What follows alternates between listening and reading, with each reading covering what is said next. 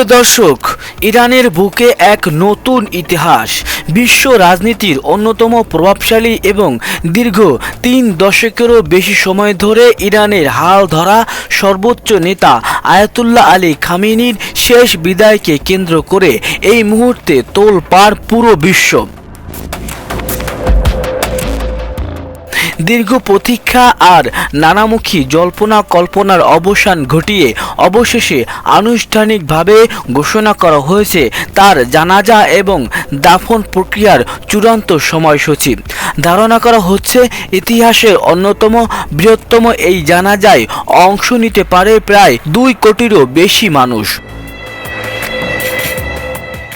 কিন্তু এই ঐতিহাসিক বিদায়কে ঘিরে সাধারণ মানুষের মনে ডানা মেলেছে এক বিশাল রহস্যের জাল। গত 28 ফেব্রুয়ারি একটি সামরিক হামলায় তার প্রাণ যাবার পর কেন দীর্ঘ 4 মাসেরও বেশি সময় ধরে তার জানাজা এবং দাফন সম্পন্ন করা হয়নি? কোথায় রাখা হয়েছিল তার মরদেহ? কেন বিশ্বের 90টিরও বেশি দেশের প্রতিনিধি এবং মুসলিম উম্মার শীর্ষ নেতাদের এই জানাজায় বিশেষভাবে আমন্ত্রণ জানানো হলো? এবং সবচেয়ে বড় আতঙ্কের বিষয়, এই জানাজাকে কেন্দ্র করে কেন নেওয়া হয়েছে ইতিহাসের সবচেয়ে কঠোর এবং নজিরবিহীন নিরাপত্তা ব্যবস্থা? তবে কি এই বিশাল জমায়েতের সুযোগে আবারও কোনো বড় ধরনের সংঘাতের আশঙ্কা করছে ইরান? দর্শক, আজ ডেইলি বিডি নিউজ 24-এর এই বিশেষ বিশ্লেষণে আমরা উন্মোচন করব এই রহস্যের জাল। আপনি যদি ইরানকে মন প্রাণ দিয়ে ভালোবাসেন তাহলে ভিডিওটি না টেনে শেষ পর্যন্ত দেখতে থাকুন এবং আমাদের চ্যানেলে নতুন হয়ে থাকলে এখনই চ্যানেলটি সাবস্ক্রাইব করে পাশে থাকা বেল বাটনটি অন করে রাখুন। আর যদি ইতিমধ্যে সাবস্ক্রাইব করে থাকেন তাহলে অসংখ্য ধন্যবাদ। দর্শক, প্রথমেই জেনে নেওয়া যাক ইরান সরকারের পক্ষ থেকে ঘোষিত আয়াতুল্লাহ খামেনির শেষ বিদায়ের সেই ঐতিহাসিক সময়সূচি। ইরান সরকারের আনুষ্ঠানিক ঘোষণা অনুযায়ী এই বিশাল অনুষ্ঠানটি মোট 5টি শহরে এবং 6 দিন ধরে সম্পন্ন হবে।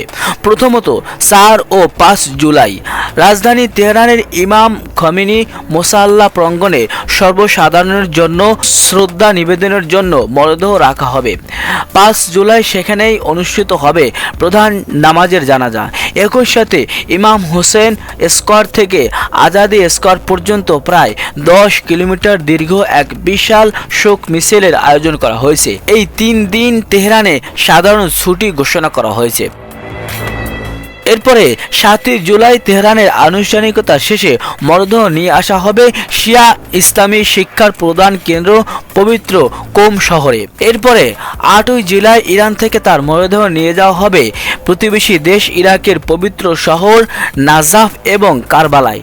সেখানেও বিশেষ ধর্মীয় আচার এবং শ্রদ্ধা জ্ঞাপন অনুষ্ঠান অনুষ্ঠিত হবে। এবং সবশেষ আগামী 9 জুলাই আয়াতুল্লাহ খামেনির জন্মস্থান মাশহাদের পবিত্র ইমাম রেজা আলাইহিসসালামের মাজারে রাষ্ট্রীয় মর্যাদায় তাকে চিরশায়িত করা হবে। এই মাশহাদ শহরেই চূড়ান্ত বিদায়ের দিন প্রায় 1 কোটি মানুষের সমাগম ঘটবে বলে আশা করছে দেশটির প্রশাসন। ইসলামী বিধান অনুযায়ী সাধারণত মৃত্যুর পর যত দ্রুত সম্ভব দাফন করার নিয়ম রয়েছে। তাহলে কেন খামেনির ক্ষেত্রে দীর্ঘ 4 মাসেরও বেশি সময় পার হয়ে গেল?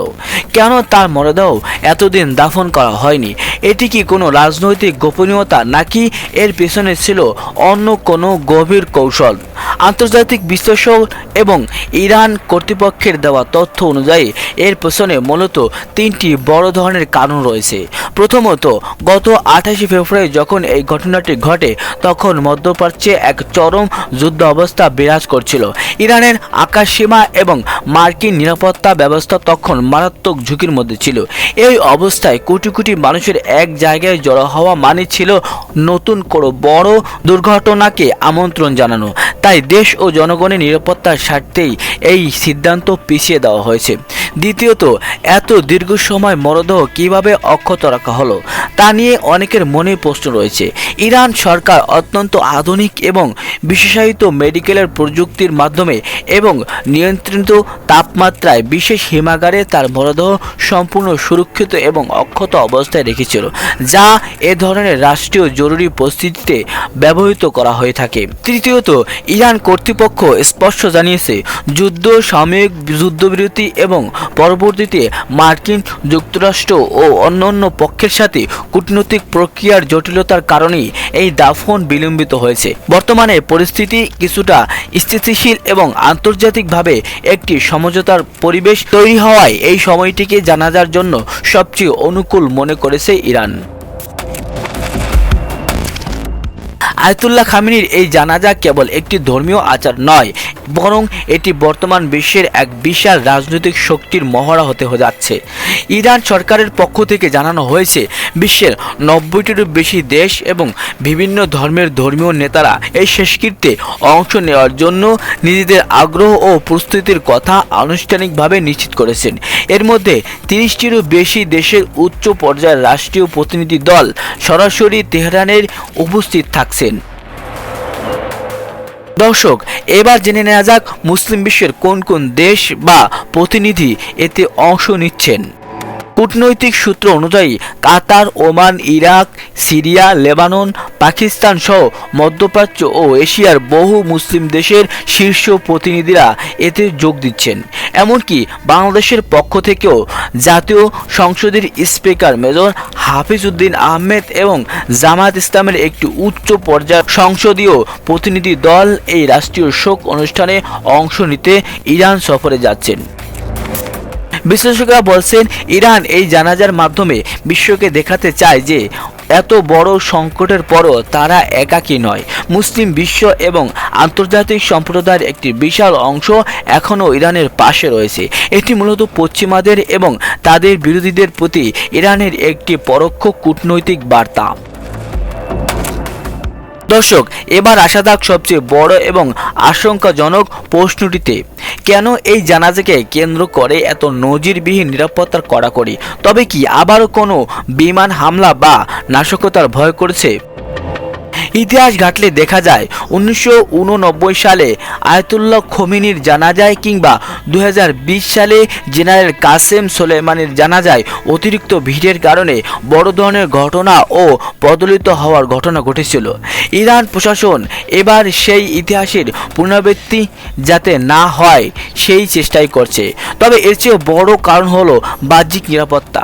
জানা যায় যেহেতু দেশি বিদেশি কোটি কোটি মানুষ এবং বহু ভিআইপি অতিথি উপস্থিত থাকবেন, তাই ইরানের ইসলামী বিপ্লবী গার্ড বাহিনী বা আইআরজিসি এবং আধা সামরিক বাহিনী বাসিস পুরো তেহরান সহ 5টি শহরকে নিরাপত্তার এক দুর্বোধ্য দুর্গে পরিণত করেছে। তেহরানের আকাশ সীমায় সর্বাধুনিক আকাশ প্রতিরক্ষা ব্যবস্থা সক্রিয় রাখা হয়েছে এবং ড্রোন ও নজরদারি জোরদার করা হয়েছে। ইরানের সেনাবাহিনীর পক্ষ থেকে স্পষ্ট ও কঠিন হুঁশিয়ারি দেওয়া হয়েছে যে এই শোকের আবহে যদি কোনো শত্রুভাবাপন্ন দেশ বা বাহিনী সামান্যতম উস্কানি বা হামলা চালানোর চেষ্টা করে, তবে তার পরিণতি হবে অত্যন্ত ভয়াবহ এবং সাথে সাথে তার কঠোর জবাব দেওয়া হবে। দর্শক, আয়াতুল্লাহ আলী খামেনি দীর্ঘ 37 বছর ইরানের সর্বোচ্চ নেতা হিসেবে দায়িত্ব পালন করছেন। তার এই চলে যাওয়া এবং দীর্ঘ 4 মাস পর অনুষ্ঠিত হতে যাওয়া এই জানাজা বিশ্ব ইতিহাসের পাতায় এক নতুন অধ্যায়ের সূচনা হতে যাচ্ছে।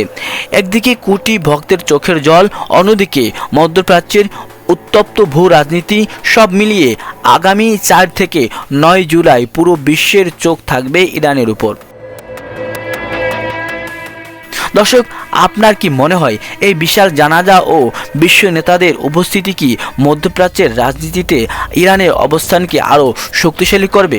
আপনার মূল্যবান মতামত অবশ্যই নিচে কমেন্ট বক্সে লিখে জানান।